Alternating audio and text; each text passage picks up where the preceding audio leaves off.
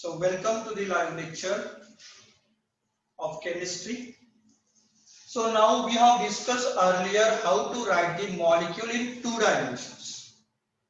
So in two dimensions we have discussed that first is structural formula, which is also called a dash formula. So every atom can be represented with a every dash formula. Every atom can be drawn by a dash. Okay, dash च्या सहाय्याने bond च्या सहाय्याने आपण every item represent करतो. That is called as structural formula. Okay, then we have also discussed second one, electron dot formula. Electron dot formula मध्ये आपण काय केलं, इलेक्ट्रॉन हे हायड्रोजन्स आहे. जो methane is there CH4. Carbon atoms चे electrons आपण we can indicated by dots. Hydrogen electron can be indicated by dots. Okay, this is called as electron dot formula. Then we have third one also discussed condensed formula. आता जो condensed आहे, this is CH3, this is CH2, this is CH3. कार्बनला hydrogens किती attach आहेत ते फक्त collect करून ते लिहायचे, कलेक्टिव्ह फॉर्म मध्ये लिहायचे. कार्बन 3 हायड्रोजनला अटॅच झालेला आहे, मग CH3 लिहिला, कार्बन अँड H3. कार्बन 2 हायड्रोजन्सला अटॅच आहे, CH2.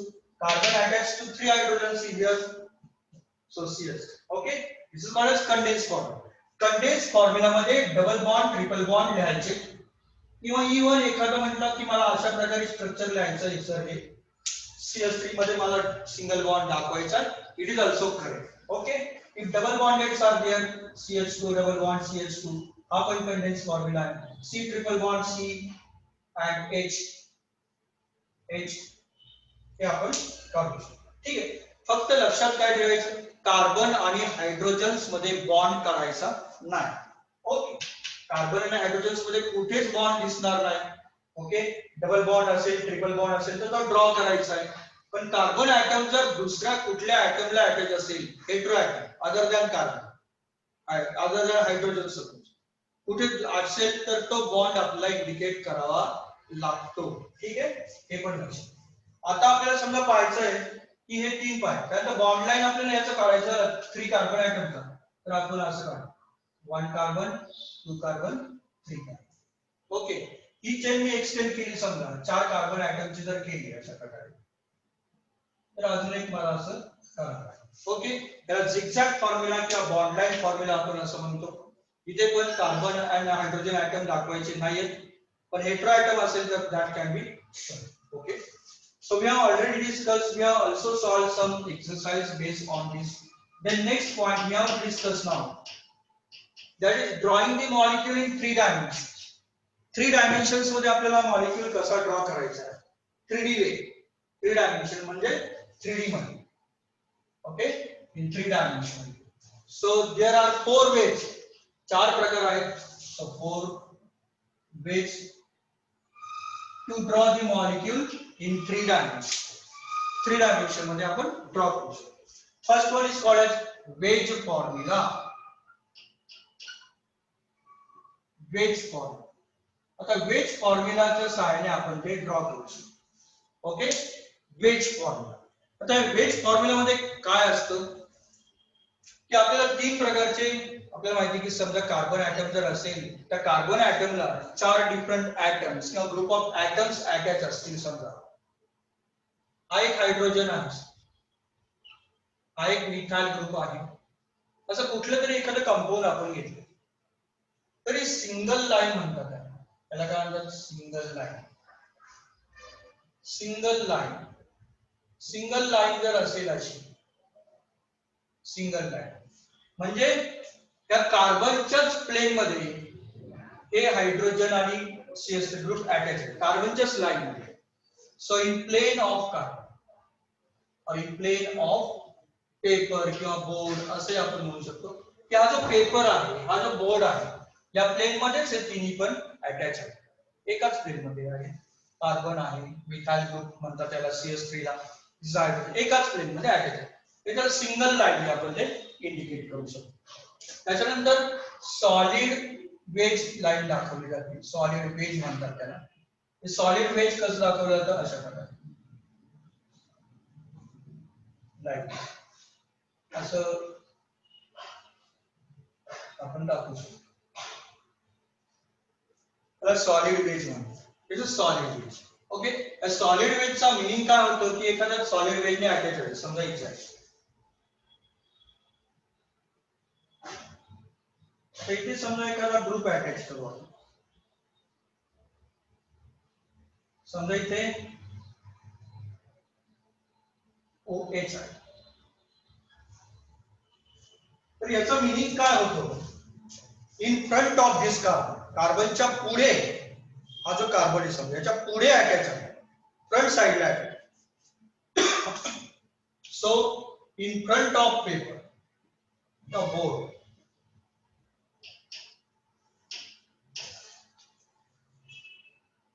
फ्रंट साइडला त्यानंतर डॅश वेज असतो, एक डॅश वेज, डॅश वेज किंवा डॅश लाईन म्हटलं साधं सिंपल तरी चालेल.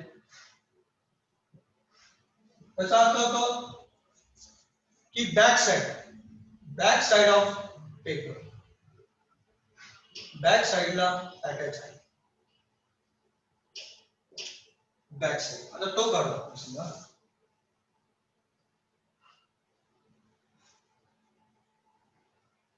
समजा COH.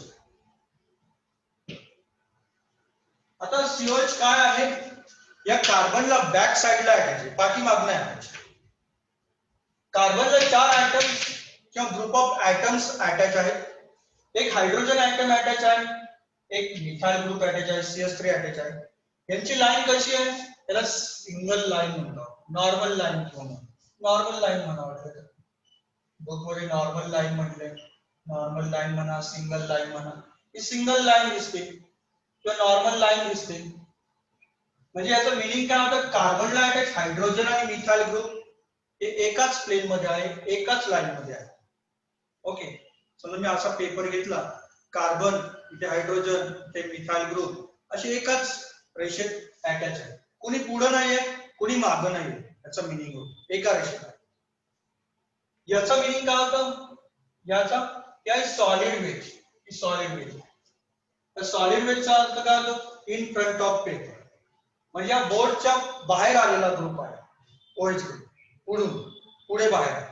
ओके, तसं नसेल तर आपण सॉलिड वेज नी दाखवतो. ठीक आहे, डॅश वेज पण वापरतो आपण. डॅश वेजचा मिनिंग काय होतं की हा COH ग्रुप हा बोर्डच्या पाठीमागे गेलेला आहे, बॅक साइडला गेलेला आहे. त्या कार्बनच्या बॅक साइडनी तो अटॅच आहे, पाठीमागनं त्याने बॉन्ड फॉर्म केलेला आहे COH ग्रुप कार्बनला. ठीक आहे, म्हणजे वेज फॉर्म्युला जो आहे तो अशा प्रकारे आपण लिहू शकतो. तिथे नॉर्मल लाईन, सॉलिड वेज आणि डॅश वेज असे 3 पॉइंट्स आपण तिथे यूज करू शकतो. ठीक, ही नॉर्मल लाईन आहे, त्याचं मिनिंग काय आहे तुम्हाला माहिती झालं असेल आता. डॅश वेज आहे, डॅश वेज ही आहे, ही सॉलिड वेज आहे. त्याचं मिनिंग काय होतं, डॅश वेज म्हणजे behind the carbon, solid wedge म्हणजे इन फ्रंट ऑफ कार्बन, आणि नॉर्मल लाईन दाखवतो त्याचं मिनिंग काय होतं, इन प्लेन ऑफ कार्बन, कार्बनच्याच प्लेन मध्ये ते आहे. ओके, अजून दुसरा एखादा स्ट्रक्चर समजा आपण लिहिलं वेज फॉर्म. समजा कार्बन आहे, ओके, हा कार्बन आहे, त्याला आपण वेगवेगळे ग्रुप आणि ग्रुप ऍटम्स अटॅच करू. समजा हा मिथाइल ग्रुप. ओके, इथे आता समजा मी डॅश वेज काढला हायड्रोजन ऍटम. ओके, इथे आता मी सॉलिड वेज लावतो, सॉलिड वेज नी एखादा ग्रुप अटॅच करतो. ठीक आहे, समजा क्लोरीन आहे. ठीक आहे, त्याच्यानंतर नॉर्मल लाईन मी इथेच काढतो डॅश वेज, क्लोरीन काढतो, नॉर्मल लाईन. नॉर्मल लाईनला एखादा ग्रुप आपण अटॅच करू, कुठलाही समजा CH5 ग्रुप अटॅच. आता या स्ट्रक्चर मध्ये काय दिसतं आपल्याला, कार्बन हा CH3 आणि हा CH5 हे काय एकाच प्लेन मध्ये अटॅच आहे, बोर्डच्या एकाच रेषेमध्ये आहे. कार्बनच्याच रेषेमध्ये CH3 आहे, कार्बनच्याच रेषेत CH5 अटॅच आहे. हा डॅश वेजचा मिनिंग काय होतं, हा हायड्रोजन ऍटम कार्बनच्या बॅक साइडने अटॅच आहे, बिहाइंड दी कार्बन ऍटम आहे. म्हणजे या बोर्डचा जर कन्सिडर केला आपण ब्लॅक बोर्ड, तर त्याच्या आतमधल्या साईडने, पाठीमागच्या साईडने तो अटॅच झालेला आहे कार्बन. हा जो क्लोरीन आहे हा आपण सॉलिड बेसने दाखवलेला आहे अटॅचमेंट कार्बन. याचं मिनिंग काय होतं की हा कार्बन ऍटमला हा क्लोरीन जो आहे हा फ्रंट साइडनी त्यांनी बॉन्ड फॉर्म केलेला आहे, फ्रंट साइडने बॉन्ड फॉर्म केलेला आहे. ओके, याला वेज फॉर्म्युला म्हणतात. हे सिंपल आहे. तीन गोष्टी याच्यात एक लक्षात ठेवायच्या, नॉर्मल लाईन, सॉलिड वेज आणि डॅश वेज. ठीक आहे. ओके, असं काही स्ट्रक्चर दिसलं तुम्हाला की तुम्ही सांगू शकता की हा क्लोरीन काय in front of this carbon आहे, पुढून अटॅच आहे कार्बनला. हा हायड्रोजन पाठीमागून कार्बनला अटॅच आहे. हा CH3 आणि हा CH5 कार्बनला एकाच लाईन मध्ये अटॅच आहे. ठीक आहे. Okay, this is called as wedge formula. याला वेज फॉर्म्युला असं आपण म्हणतो. सेकंड टाइप आपल्याला पाहायचा आहे आता. Second type that is called as Fisher projection formula. आता जो फिशर प्रोजेक्शन फॉर्म्युला आहे त्याला क्रॉस फॉर्म्युला असं सुद्धा म्हणतात. Fisher projection formula, that is also called as cross formula.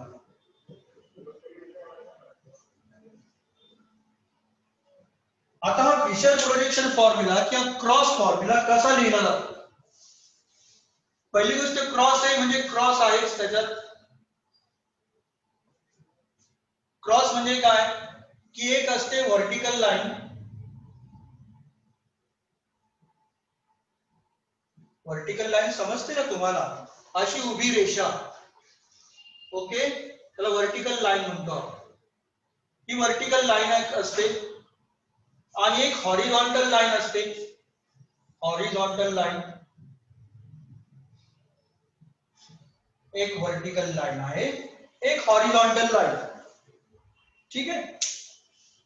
मग या फिशर प्रोजेक्शन फॉर्म्युला मध्ये जी काय व्हर्टिकल लाईन असते तर ती व्हर्टिकल लाईनला जे ऍटम्स किंवा ग्रुप ऑफ ऍटम्स अटॅच असतात, व्हर्टिकल लाईनलाच अटॅच असतात. म्हणजे आपण कन्सिडर करताना ही व्हर्टिकल लाईन कन्सिडर करतो. आणि हिचं जे क्रॉस सेक्शन जे झालेलं आहे, दोन्ही पण क्रॉस झालेले आहे, तिथे काय असतं कार्बन ऍटम. तिथे कार्बन ऍटम म्हणजे असं आहे, हा कार्बन आहे आणि अशा प्रकारे ते आपल्याला क्रॉस करते. आणि हे जे अटॅचमेंट आहे हॉरिझॉन्टल लाईन वरती कुठला ग्रुप किंवा ग्रुप ऑफ ऍटम्स अटॅच असतील तर ते तुमच्या व्हर्टिकल लाईनला अटॅचमेंट आहे त्याची, व्हर्टिकल लाईन. ठीक आहे, ही गोष्ट लक्षात घ्या. ही पहिली गोष्ट काय लक्षात ठेवायची की फिशर प्रोजेक्शन फॉर्म्युला किंवा क्रॉस फॉर्म्युला जो आहे तो दोन लाईनच्या इंटरसेक्शन मधून तयार झालेला आहे. फर्स्ट लाईन जी आहे that is called as vertical line आणि ही जी लाईन आहे that is called as horizontal line. Okay, vertical line वरती जे काय ऍटम्स किंवा ग्रुप ऑफ ऍटम्स अटॅच असतात तर ते आपण डॅश वेजनी दाखवायचं. म्हणजे ते काय असतात बिहाइंड दॅट कार्बन ऍटम आहे. डॅश लाईन म्हणजे behind the carbon, behind the carbon. Okay, behind the carbon. Horizontal line जी आहे इकडे त्याच्यावरती जे काही ऍटम्स किंवा ग्रुप ऑफ ऍटम्स अटॅच असतील तर ते आपण सॉलिड वेजनी दाखवतो. Solid wedge. आणि सॉलिड वेजचं मिनिंग तुम्हाला माहिती आहे, that is in front of carbon, front side किंवा इन फ्रंट ऑफ कार्बन. कार्बनच्या फ्रंट साइडने ते अटॅच आहे. Okay, they are attach on the front side of the carbon. ही दोन गोष्टी पहिल्यांदा लक्षात घ्या की फिशर प्रोजेक्शन फॉर्म्युला मध्ये काय असतं. फिशर प्रोजेक्शन फॉर्म्युला मध्ये काय असतं की दोन लाईन्स असतात, एक असते व्हर्टिकल लाईन, एक असते हॉरिझॉन्टल लाईन. आणि व्हर्टिकल लाईन आणि हॉरिझॉन्टल लाईन जिथे क्रॉस होतात तिथे कार्बन असतं. कार्बन व्हर्टिकल लाईन वरती जे ऍटम्स किंवा ग्रुप ऑफ ऍटम्स अटॅच असतील they can be shown by dash wedge. ते डॅश वेज ने दाखवतो. आणि हॉरिझॉन्टल लाईन वरती, या लाईन वरती जे काही ऍटम्स किंवा ग्रुप ऑफ ऍटम्स जे असतात ते इन फ्रंट ऑफ कार्बन असतात. कार्बन ऍटमच्या पुढच्या साइडने अटॅच असतात. हा जो कार्बन आहे त्या कार्बनला असे पुढच्या साइडने ते अटॅच असतात. ओके, पुढून अटॅच असतील हे दोन ऍटम किंवा ग्रुप ऑफ ऍटम. तर ते आपण सॉलिड वेज ने दाखवतो त्यामुळे. ठीक आहे, एक एक्झाम्पल करू आपण. सपोज मी आधी अशा क्रॉस सेक्शन मध्ये लिहितो.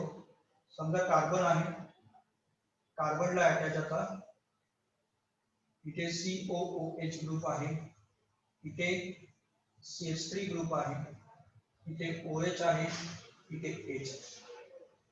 असं एक स्ट्रक्चर आहे, त्याला लॅक्टिक ऍसिड म्हणतो आपण. नावाशी तुम्हाला काय अजून काय देणं घेणं नाहीये. How to write that is important. कसा लिहितात ते इम्पॉर्टंट आहे. आता एक क्रॉस झालेला आहे, ठीक आहे. हॉरिझॉन्टल लाईन वरती काय आहे, हायड्रोजन आणि OH अटॅच, आणि व्हर्टिकल लाईन वरती कोण आहे, COH आणि CH3 आहे. मग आपण काय करायचं, कार्बन काढून घ्यायचं.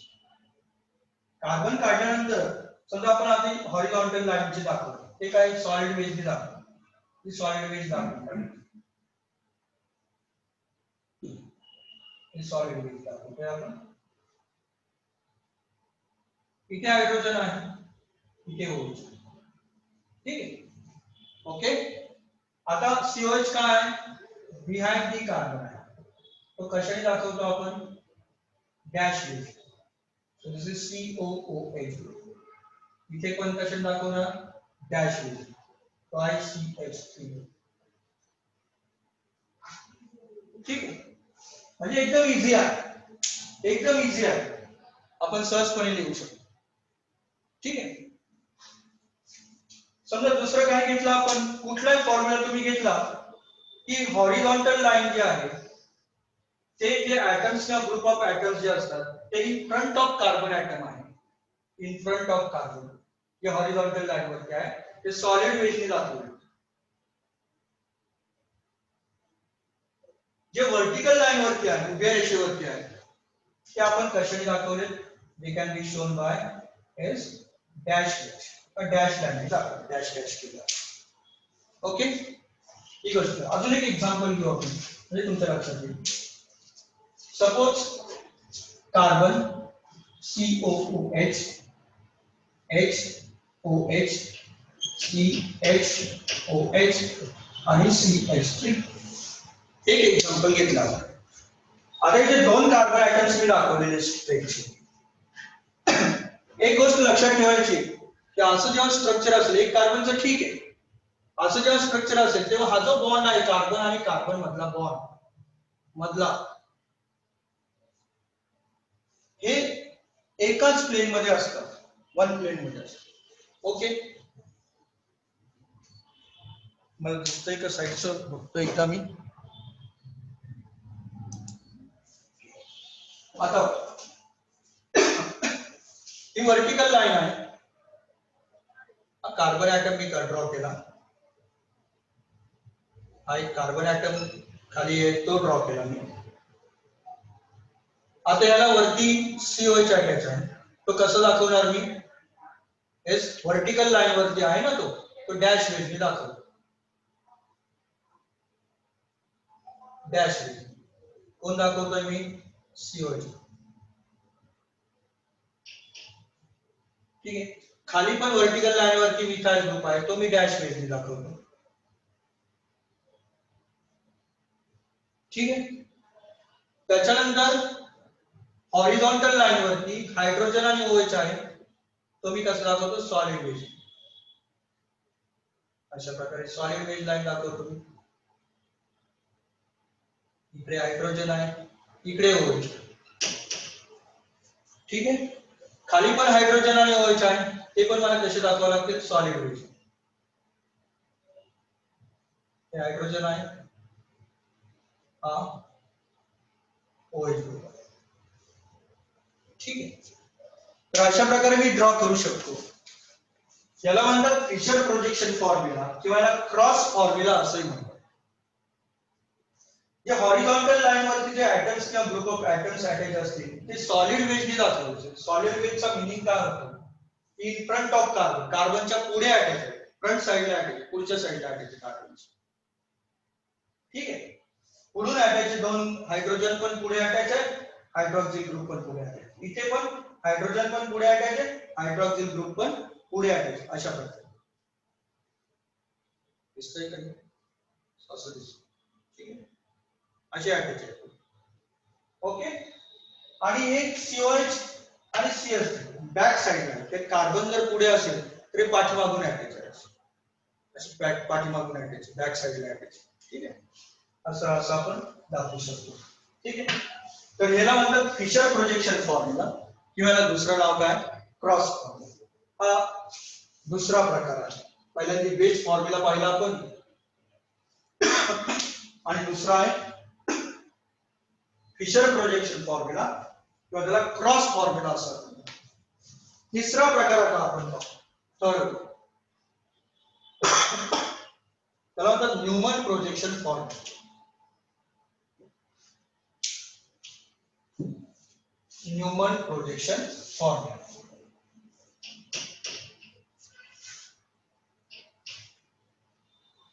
तो कसा लिहितात पाहू. सो न्यूमन सायंटिस्ट नेम आहे न्यूमन प्रोजेक्शन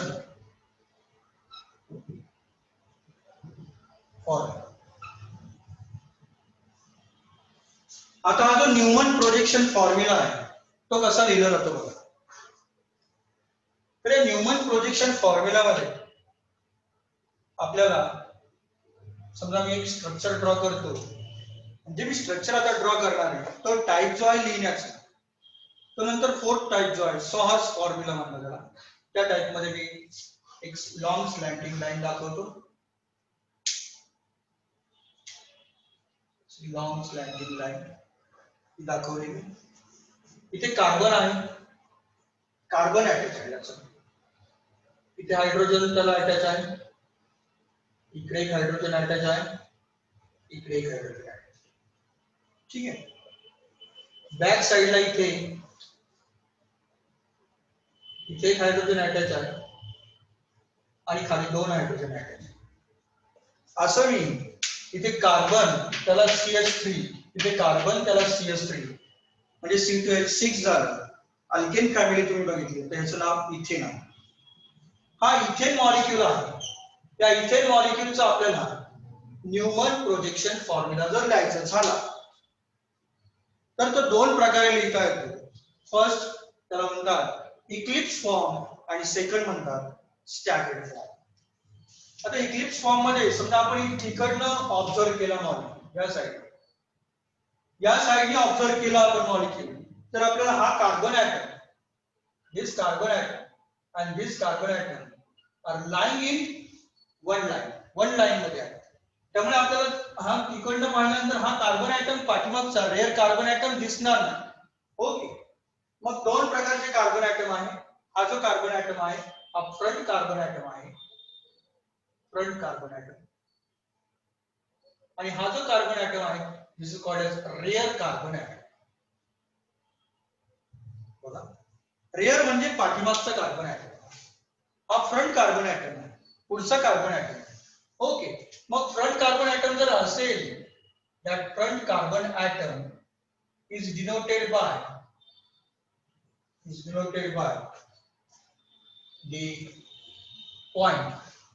point की तो डिनोट करतो असा पॉइंट म्हणून. ठीक आहे, ब्रॅकेट मध्ये लिहितो पॉइंट म्हणा, डॉट म्हणा चालेल. आणि जो रेअर कार्बन ॲटम जो आहे, रेअर कार्बन ॲटम पाठीमागचा कार्बन ॲटम जो आहे तो डिनोट करण्यासाठी आपण सर्कल वापरणार आहोत. असं सर्कल ब्रॅकेट मध्ये लिहितो, सर्कल आपल्याला वापरायचं. ठीक आहे, मग मी समजा इकडनं व्ह्यू केला मॉलिक्यूल, या साइडने व्ह्यू केला तर मला हे दोन्ही एकाच लाईन मध्ये दिसले. पुढचा कार्बन ॲटम जो आहे, फ्रंट कार्बन ॲटम जो आहे तो मी अशा डॉट्सने दाखवतो.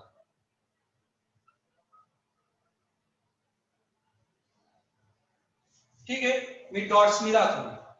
त्याला वरती किती हायड्रोजन अटॅच आहे, 1, तो मी ड्रॉ करतो 1. खाली किती हायड्रोजन अटॅच आहे, 2, 2 हायड्रोजन खाली अटॅच आहे ते मी दाखवतो. इकडे आहे. ठीक आहे, झालंय. त्याच्यानंतर मी हे जे डॉट्स आहे, हा डॉट्सचं मिनिंग किंवा हे जो पॉइंट आहे याचा मिनिंग होतो front carbon atom. Front carbon ॲटमला वरती एक हायड्रोजन आहे आणि खाली 2 हायड्रोजन अटॅच. ठीक आहे, आता एक पाठीमागचा कार्बन ऍटम मला शो करायचा आहे, rare carbon atom. Rare carbon atom कशाने शो करतात? सर्कल. हा एकदम याच्या पाठीमागे आहे, त्यामुळे आपल्याला इकडनं ऑब्झर्व केलं तर तो दिसत नाहीये. या पॉइंटलाच फक्त सर्कल करायचं. So draw the circle around this point. पॉइंटला हे सर्कल करायचं. सर्कल केल्यानंतर काय दिसतं? हा सर्कल म्हणजे काय? रेअर कार्बन ऍटम, बॅक साइडचा कार्बन ऍटम. त्याला वरती एक हायड्रोजन अटॅच आहे, तो इथेच असेल असा, त्याच्या शेजारीचा अटॅच येईल तो. ओके, हा एक हायड्रोजन अटॅच. त्याच्यानंतर समजा इकडे अटॅच असेल, इकडे अटॅच असेल, अशा प्रकारे आपण ते ड्रॉ करू शकतो. This is the structure. हे स्ट्रक्चर आहे, यालाच म्हणतात इक्लिप्स फॉर्म. इक्लिप्स झाले की नाही? Eclipse formula. हा इक्लिप्स फॉर्म्युला आहे. इक्लिप्स, इथेनचा इक्लिप्स फॉर्म्युला. ओके, इथेनचा इक्लिप्स फॉर्म्युला. अजून एक प्रकार लिहिता तो स्टॅगर. स्टॅगर फॉर्म्युला कसा लिहिता येईल? समजा हा मॉलिक्यूल मी पाठीमागचा कार्बन ऍटम आहे, तो रोटेट केला.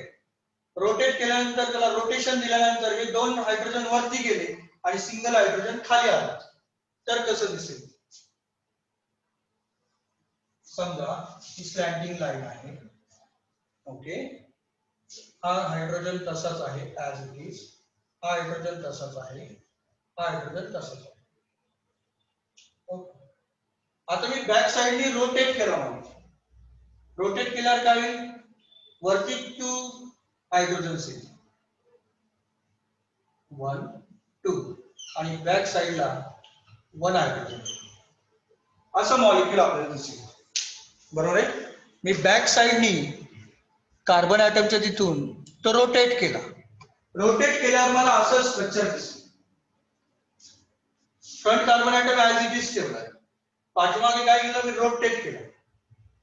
2 कार्बन ऍटम अप साइडला गेले आणि सिंगल कार्बन ऍटम डाऊन आला. ओके, आता याचं स्ट्रक्चर मला लिहायचं आहे. न्यूमन प्रोजेक्शन फॉर्म्युला याचा लिहायचा आहे. तर तो कसा येईल? मग मी फ्रंट कार्बन ऍटम कसं दाखवणार? S point. हा पॉइंट मी दाखवतो. त्याला वरती एक हायड्रोजन अटॅच आहे, तो काढून घेऊ. खाली 2 हायड्रोजन अटॅच आहेत, ते काढून घेतो. याला अटॅच आहे, इथूनच रेषा येते माझी, एवढी तिथूनच अटॅच लाईन येते माझी. ठीक आहे, आता काय झालं?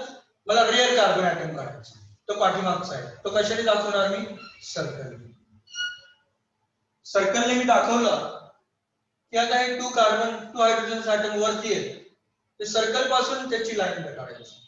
सर्कल पासून काही मुलं काय करतात? इथून काढतात, पॉइंट पासून. पॉइंटला अटॅच नाही, बॅक साइडच्या कार्बनला अटॅच आहे. सर्कल पासून लाईन काढायची. इकडे एक आहे, इकडे. त्याच्यानंतर डाऊन एक हायड्रोजन अटॅच आहे, ते सर्कल पासूनच काढायचं. असं करू शकतो. या टाइप मध्ये आपण स्ट्रक्चर ते ड्रॉ करू शकतो. ठीक आहे, या टाइप. मग याला काय म्हणायचं? This is called as staggered formula. Staggered formula. हा स्टॅगर्ड फॉर्म्युला आहे इथेनचा, आणि लेफ्ट साइडला जो काढला तो इक्लिप्स फॉर्म्युला आहे इथेन मॉलिक्यूल. म्हणजे बघा काय केलंय आपण. आपण इथेन मॉलिक्यूल ड्रॉ केला, त्याचा इक्लिप्स फॉर्म असा काढला. त्याच्यानंतर त्याचं बॅक साइडच्या कार्बनला रोटेशन दिलं. रोटेशन देऊन स्टॅगर्ड फॉर्म्युला तयार झाला.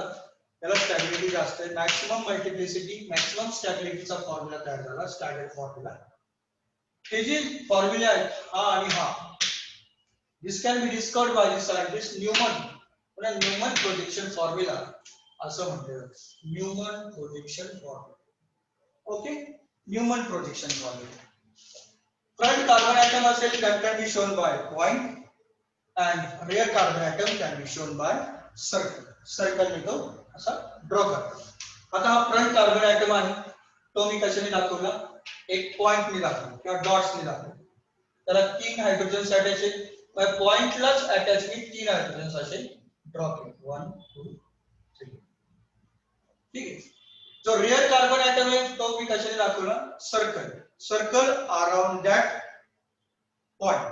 तर पॉइंटला सर्कल करायचं, त्याचं मिनिंग काय होतं की पाठीमागचा कार्बन ऍटम, त्याला अटॅच हा एक हायड्रोजन आहे, हा एक हायड्रोजन आहे, हा एक हायड्रोजन आहे. म्हणजे सर्व काही मॉलिक्यूल जो आहे हा पुढून पाहिला तर तुम्हाला सगळं एकरूप झालेलं दिसेल. हायड्रोजनवर हायड्रोजन असेल, या हायड्रोजनवर या हायड्रोजन, याच्यावरती हा, आणि कार्बन कार्बन असं आपल्याला एकरूप समोरनं पाहिलं तर आपल्याला काय दिसेल, फक्त एक कार्बन, वरती एक हायड्रोजन, खाली दोन हायड्रोजन, असंच दिसेल की नाही समोरनं पाहिलं नाही. आणि तो मॉलिक्यूल आपल्याला असा दिसेल, व्ह्यू त्याचा असा असतो, त्याला इक्लिप्स फॉर्म्युला म्हणतात. त्याच्यात तुम्ही रिअर कार्बन ऍटमला रोटेशन दिलं, रोटेशन दिल्यानंतर मल्टिप्लिसिटी वाढली, असे दोन हायड्रोजन वरती आले, ते सर्कल पासून मी ड्रॉ केले रिअर कार्बनची, आणि बॉटमला एक हायड्रोजन तो असा ड्रॉ केला. त्याला स्टॅगर्ड फॉर्म्युला म्हणतात इथेनचा. This staggered formula of ethane molecule. ठीक आहे, त्याला न्यूमन प्रोजेक्शन फॉर्म्युला म्हणतात. हे 3 डायमेन्शनल मध्ये फॉर्म्युले आहेत, हे लक्षात ठेवा. असे फॉर्म्युले तुम्हाला दिसले की न्यूमन प्रोजेक्शन फॉर्म्युला आहे, तो कसा लिहितात ते लक्षात ठेवा. ओके, त्याच्यानंतर लास्ट वन, फोर्थ वन आपल्याला पाहायचं आहे, that is called as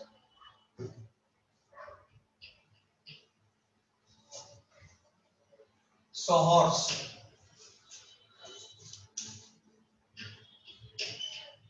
Sawhorse.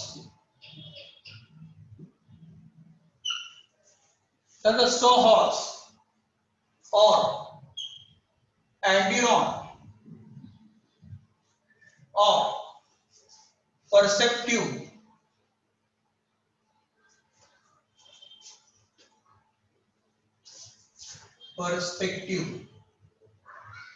form.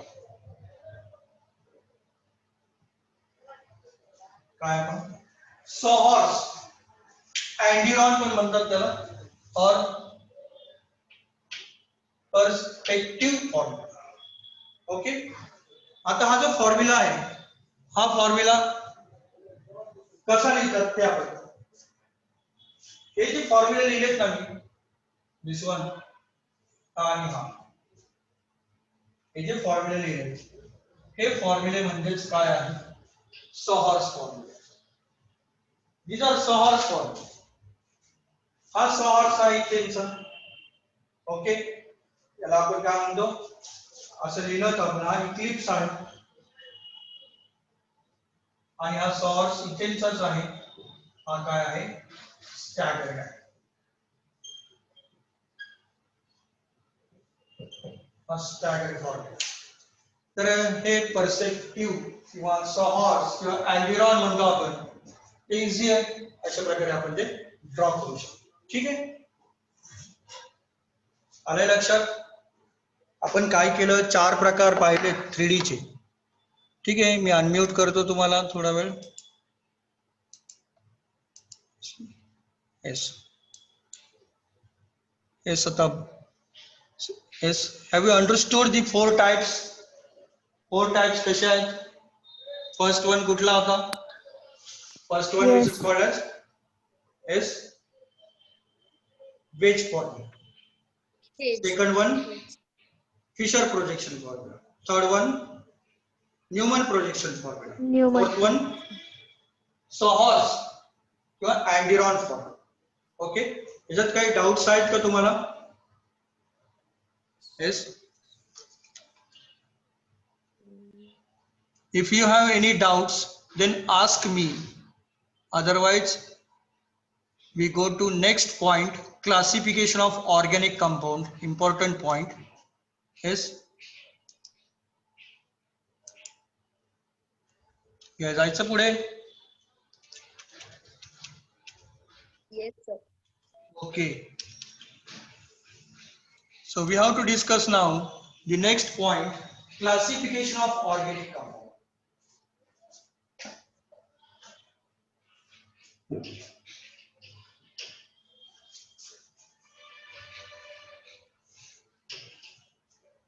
So classification of organic compound.